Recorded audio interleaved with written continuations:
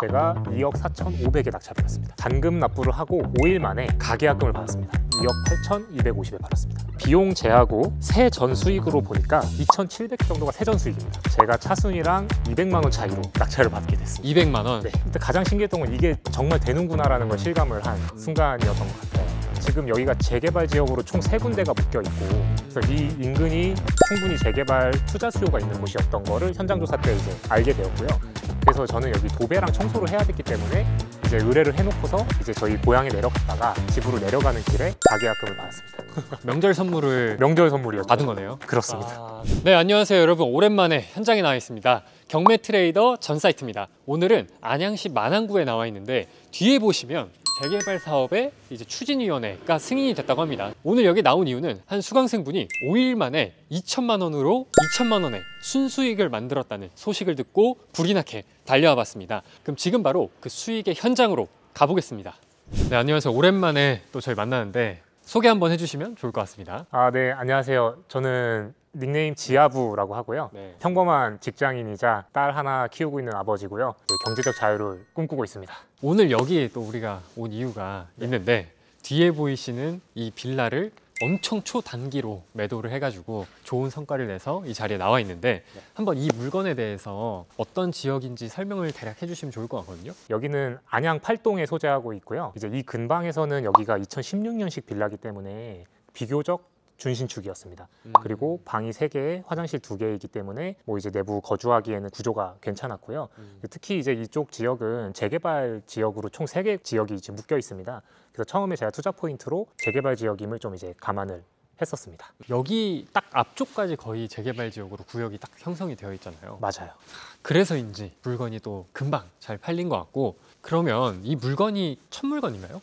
네, 저 경매로는 첫 물건입니다. 그럼 경매를 또 시작하게 된 이유가 있을 것 같은데 2021년이죠. 한창 부동산이 불장일 때 결혼을 앞두고 있었고 그때 서울에 내 집 마련을 했는데 이제 한마디로 고점에 물렸습니다. 그때 제가 3년 동안이나 후회를 한 가장 큰 포인트는 공부를 안 하고 산 거였어요. 그래서 이번만큼은 제가 부동산에 공부를 제대로 해보자라는 마음으로 이제 마음을 먹고 있는 와중에 대표님 인스타를 우연히 보게 됐고 경매 공부를 시작하겠다고 마음을 먹게 됐습니다.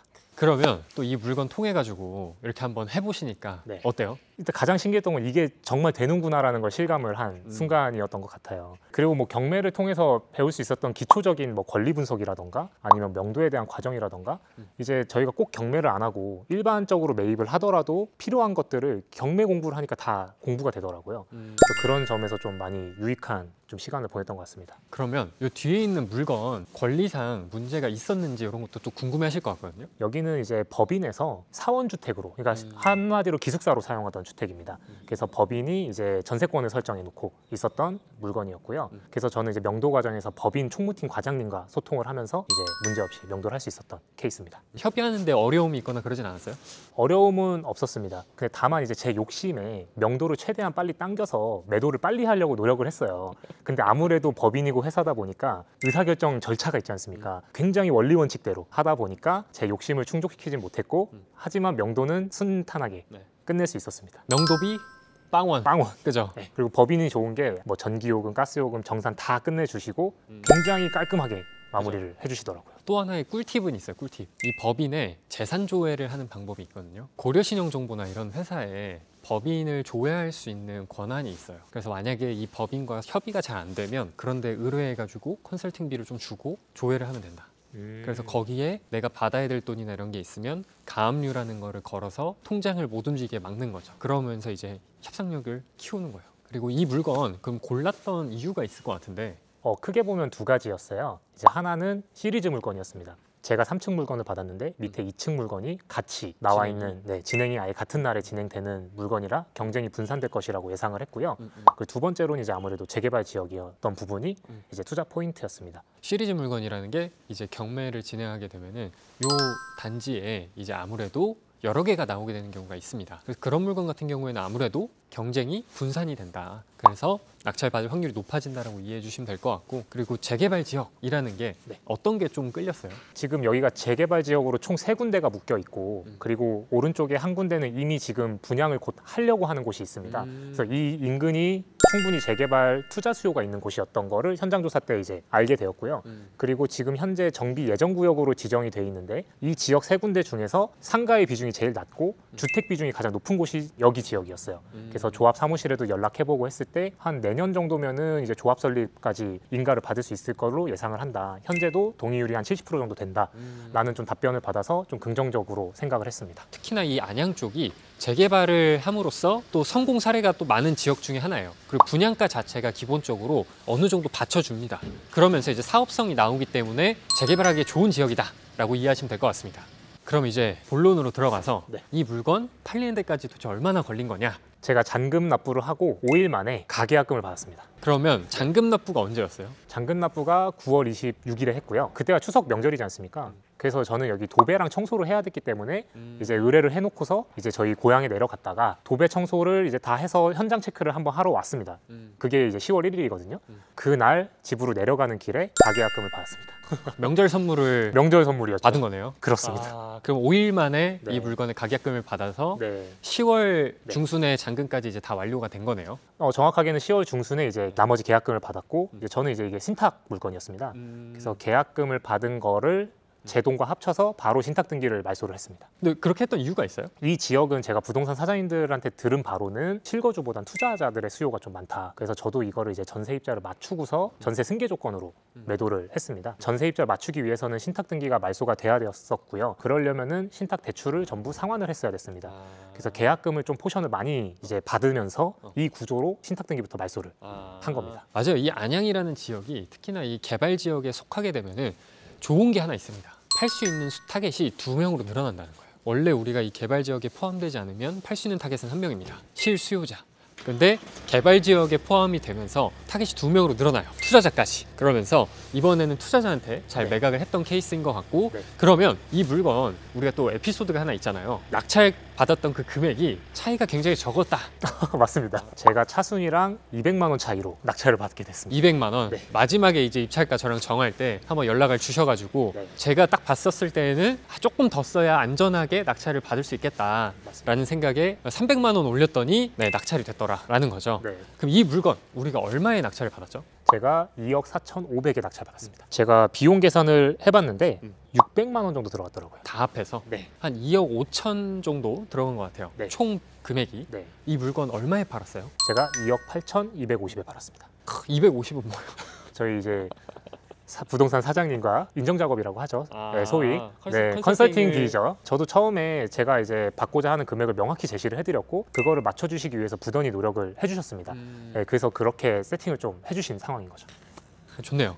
그러면 2억 8,250만 원에 팔았으니까 네. 총 그 남는 금액이 얼마예요? 제가 비용 제하고 세전 수익으로 보니까 2,700 정도가 세전 수익입니다. 여기서 이제 개인의 소득과 이런 거에 따라서 세후 수익이 정해지기 때문에 네. 한 2,700 정도가 이제 수익이 확정이 된 거고 네. 그럼 다 빼면은 대략 계산해 보셨어요? 계산해봤는데 이제 제가 이제 근로소득도 있지만 사업소득도 있습니다. 그래서 소득세율이 이제 한 38.5%로 올라가요. 아 고소득자네요. 그래가지고 요걸 다 떼보니까 네. 1,600 정도 남는데 비용 처리라던가 아니면 누진공제를 반영하지 않았습니다. 그래서 저는 이제 조금 더 계산이 잘 되면 한 2천만 원 정도 남지 않을까 네, 예상하고 있습니다. 그래도 5일 만에 세전 2,700 정도를 남긴 아주 맞습니다. 훌륭한 사례고 총 들어갔던 그 투자금은 얼마나 들어갔어요? 저는 이제 전부 다 신용대출까지 썼기 때문에 음. 제 실투자금은 입찰 보증금이 2,056만 원만 들어갔습니다. 2천만 원 넣고 네. 2천만 원을 번 거네요.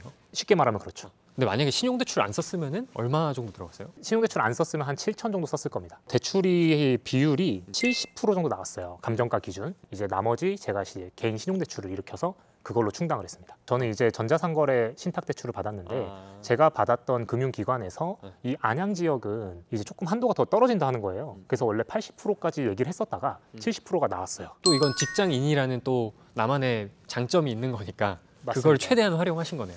그러면 네. 경매 이번 거 처음 진행해 보면서 네. 또 어려웠던 거는 있었을까요? 가장 어려웠던 건 부동산 사장님들과 소통하는 게 가장 어려웠던 것 같아요. 처음에 제가 어떤 질문을 해야 할지 좀 냉소적인 분들도 계신데 제가 어떻게 대응해야 될지도 좀 막막했었고요. 근데 이제 그거를 이제 몸소 부딪히면서 전화 임장을 막 몇십 개씩 하다 보니까 좀 익숙해지더라고요. 그래서 그 와중에 또 일 잘하시는 부동산 사장님도 만나게 됐고요. 네. 그게 이번에 처리하면서 그분을 정말 잘 챙겨줘야 되는 게 그분이 나의 인맥이고 인프라가 되는 거예요. 아, 그래서 맞습니다. 저는 물건을 하나 처리하면 그 물건을 처리해줬던 부동산을 꼭 안테나 부동산으로 만들어 두거든요. 그래서 그분들이 거기서 10년, 20년을 또 할 거기 때문에 그분 한 분 잘 만들어 두면 그 지역의 상황과 급매물 이런 것들을 충분히 받을 수 있겠죠. 그래서 나만의 기지국을 하나씩 만들어 두시면 좋을 것 같아요. 그럼 이 물건 시세 조사하는 거는 어땠어요? 이제 대표님이 알려주신 방법대로 하려고 노력을 많이 했고요. 이제 이 인근에 이제 실제로 최근에 가장 유사한 것들이 어떻게 실거래가 됐는지, 그리고 그걸 기반으로 부동산의 전화 임장을 통해서 이게 현실적으로 맞는 가격인지 파악을 했습니다. 그런데 이제 제가 또 어려웠던 점은 재개발에 대한 공부가 안 돼 있었기 때문에 이건 기초 공부를 해두면 도움이 되겠다는 생각을 많이 했습니다. 이런 게 진짜 실전 공부거든요. 네. 사실 물건을 분석하고 처리하고 하면서 배우는 게 진짜 찐으로 배우는 거예요. 그래서 잘 처리하신 것 같고, 그래서 가장 중요한 게 우리는 총 3번의 확인 과정을 거쳐야 되거든요. 시사조사할 때. 첫 번째는 실거래가를 중심으로 가장 비슷한 조건에 있는 거래 사례들을 체킹을 하는 거고, 그 다음 부동산에 한 번 더 체킹을 하는 거고, 그 앞에 한 번 더 체킹해야 될 게 이제 급매물에 대한 거. 나랑 비슷한 이 지역의 컨디션에서 나보다 싼 게 있는지 없는지를 체킹을 마지막으로 하면 완벽한 3단계 체크리스트가 완성이 된다. 그럼 이 물건 처리하고 느낀 것들이 좀 있을 것 같은데. 일단 첫 번째로는 자신감을 얻었고요. 네. 제가 실패했던 21년도에 그 공부를 안 해서 실패했던, 그래서 공부의 중요성을 정말 실감했고요. 저도 돈 벌었어요. 최근에 4억 벌었습니다. 공부해야 됩니다. 나 공부해야 됩니다. 네, 그래서 저도 대표님처럼 되는 게 또 이제 꿈이고, 그래서 공부 열심히 해서 이번에 얻은 자신감을 계기로 내년에는 또 더 도전해보고 싶습니다. 그죠? 자, 그럼 이렇게 첫 단추를 성공적으로 잘 끼웠잖아요. 네. 그럼 아직 첫 단추를 끼우기 전에 두려움의 이 벽을 넘지 못하고 계시는 분들이 진짜 많거든요. 네. 그분들한테 한마디 해주시면 좋을 것 같습니다. 처음에 안 들어온 사람은 없을 것 같아요. 근데 우리가 하지만 인생을 살면서 누구나 겪어야만 하는 이 부동산 거래, 전세든 월세든 매매든 한 번은 해야 되지 않습니까? 해야죠. 근데 저는 이번에 해보니까 그 첫 단추가 경매 공부가 최고의 방법이라고 좀 생각을 했어요. 하다못해 등기부등본을 읽는 방법이라던가 뭐 여러 가지 권리 분석, 다양한 용어들에 대해서 이해를 함으로써 부동산을 대하는 이 마인드 자체가 좀 달라졌거든요. 그래서 저는 자기가 감당할 수 있는 선에서 도전을 꼭 해보셨으면 좋겠습니다. 확실히 이 부동산을 처음 시작하시는 분들은 무조건 저는 경매를 배워야 된다고 생각하거든요. 네. 제가 알려주지 않더라도 정부에서 저는 이 경매라는 시스템을 알려줘야 된다고 생각해요.